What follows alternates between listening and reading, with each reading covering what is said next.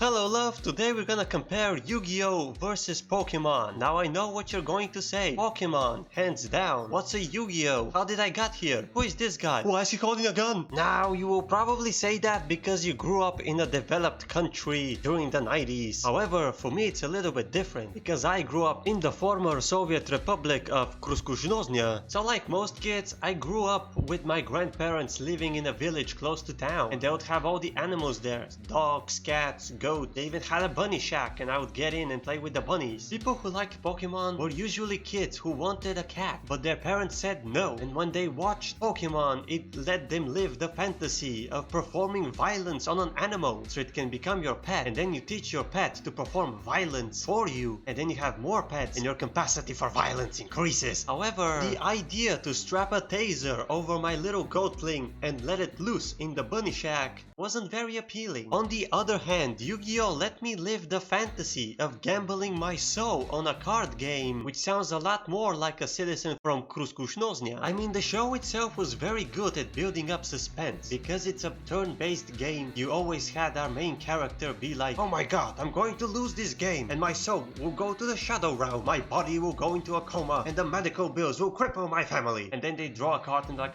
phew, this saves me. And after that, their opponent is like, oh my god, I'm going to lose this game. What a great show for kids. It's suspenseful and doesn't have any violence. So when we go out on the street, we would beat each other up to steal our cards. Because like a true Kruskushnoznian, if TV does not provide violence, I will. In conclusion, Yu-Gi-Oh is a show that encourages your kids to beat up the other kids and steal their cards. And Pokemon is a show which encourages your kids to beat up the other kids.